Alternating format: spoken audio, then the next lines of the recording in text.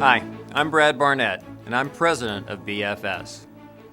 How can I limit my risk or liability in the childcare business? Unfortunately, we usually hear this question after one of our industry colleagues suffers a setback.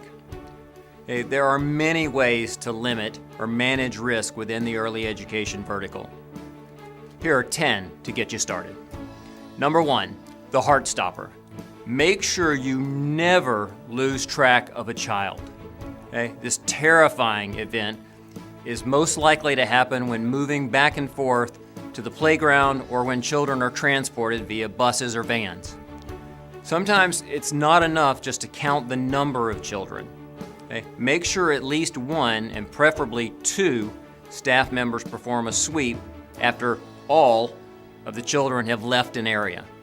This is especially important for buses and vans, as children are easily overlooked when they fall asleep in the back of the bus or the van. Number 2, observe good business practices. This act is incredibly important. While it doesn't guarantee that you'll be safe in your business environment, it certainly reduces the risk of a misunderstanding with vendors, parents, staff, and licensing personnel.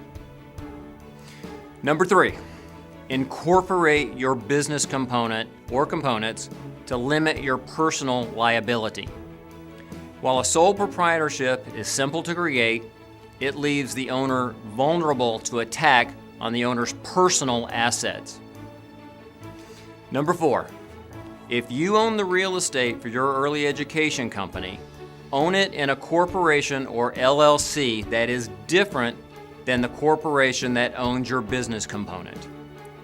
By holding your real estate in a different entity, you help to protect it from litigation against your childcare business entity.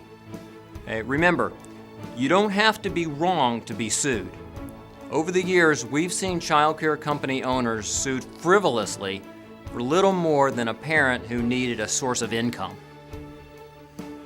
Number 5, if your childcare company or school provides transportation, then set up a separate transportation company. This helps to limit liability in the event of a traffic accident. The transportation company serves as a vendor to your larger and typically more valuable childcare business company. The people of the United States make up approximately 4.5% of world population. Meanwhile, the United States also has 90% of the world's lawyers. And that's not an accident. Number 6, make sure you have the proper insurance coverages, including, but not limited to, liability, property, flood, key person, and business interruption.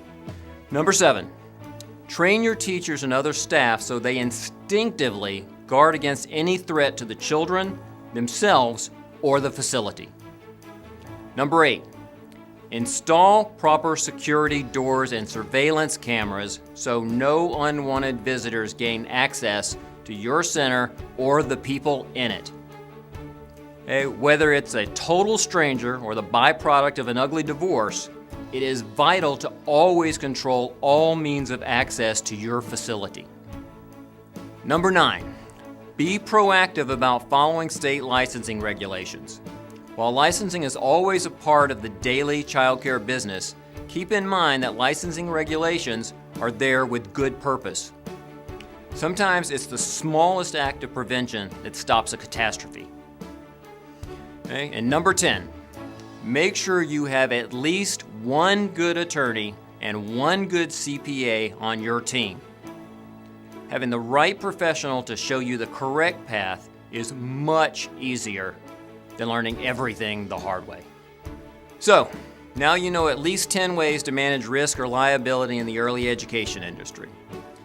This list should give you a good start for protecting your interest and the interest of the many people around you.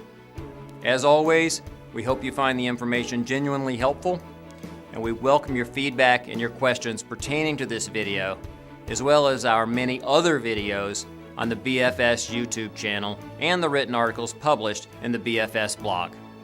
The very best to you and yours. We'll see you soon.